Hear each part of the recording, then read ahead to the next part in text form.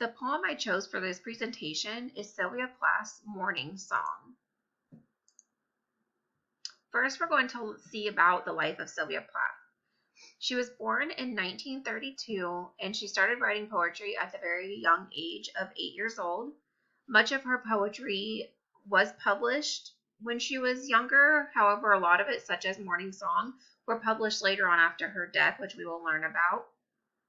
She got married at the age of 24 to another poet, and they had their first child together aged 27, and this will bring us to more of her life when we get into the poem.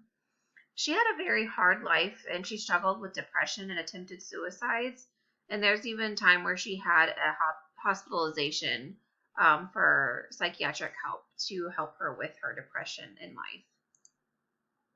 Now, Morning Song was written in February of 1961 when she was around 29 years old.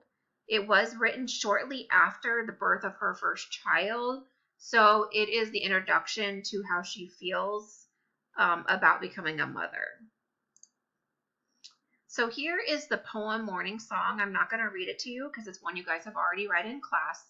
However, I'm going to show some features of this poem that brought my attention when reading.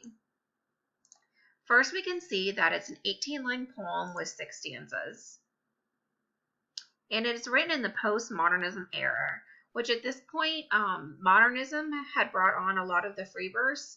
So Sylvia Plath's version of her poetry in postmodernism is more of that. There's no rhyming. There's no set stone on how many lines are in her stanzas. The overall theme of the poem, like I had mentioned before, is motherhood. Now, there's a lot that goes on with motherhood. For instance, we see here in her poem, which I will point out in a little bit, there's fear, unknown, however, there's love. So in hers, she has no idea what it's like to be a mother. She suffered with depression. She already has a lot on her mind, a lot psychologically going on. So she doesn't know how she's going to feel about being a mother yet. The first 2 stanzas of the poem are just talking about the overall statement of we. So who else is she talking about when she's talking about we? It's not until stanza 3 where she brings out the first person point of view, and we can actually see her true emotions in this. There are several figurative languages that are brought throughout this poem.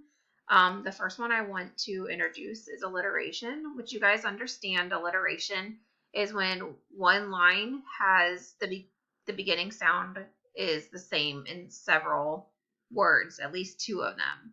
So I want to look at line 6 where it says, shadows are safety, we stand round blankly as walls. So we see the S sound is very similar. It's brought out 3 times throughout this line. The second one is Caesar, which I believe I said correctly, I'm not sure. And it is when there's a break, a comma or a period in the middle of a line. And we can tell it's not trying to make a new statement, it's trying to emphasize what's there. So we look at it in line 4, our voices echo, magnifying your arrival. New statue. So it's a very deep thought that Plath is trying to get across, which I will go more into in just a few minutes when I talk about the stanza. And in her poem, I have found a lot of similes.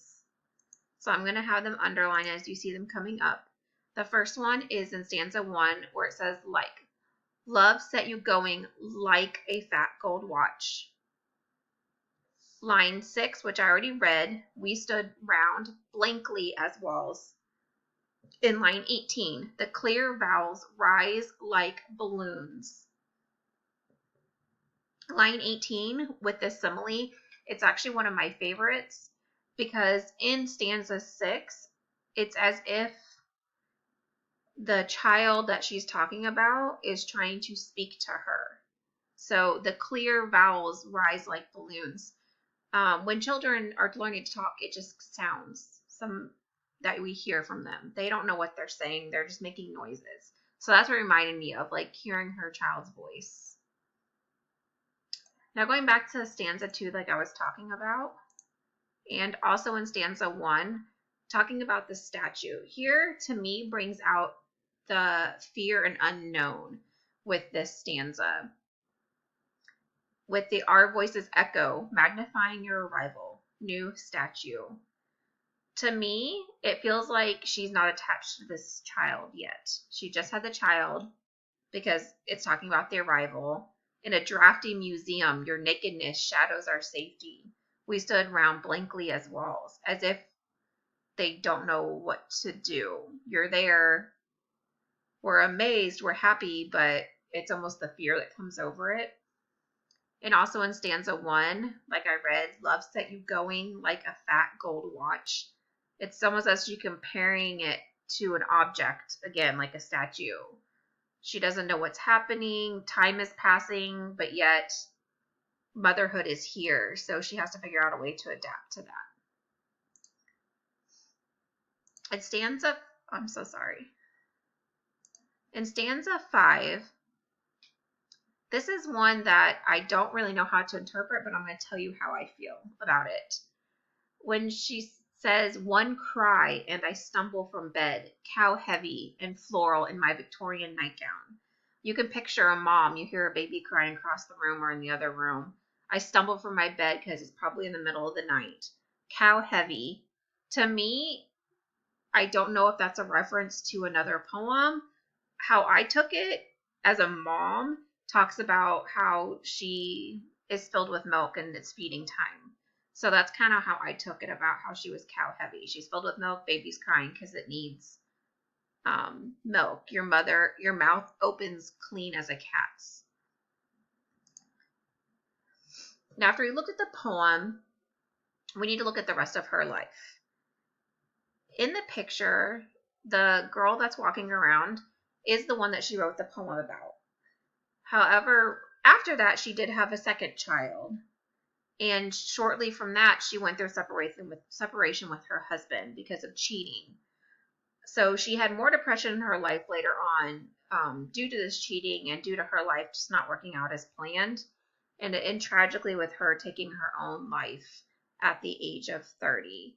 So overall, this poem did talk about motherhood and fear and things she goes through and about how pretty much any mom will go through. I've been through it. It's just a tragic end to a poet's life. However, it did bring out more poetry after she passed away that was revealed on further poems about her adventures of being a mother. Thank you.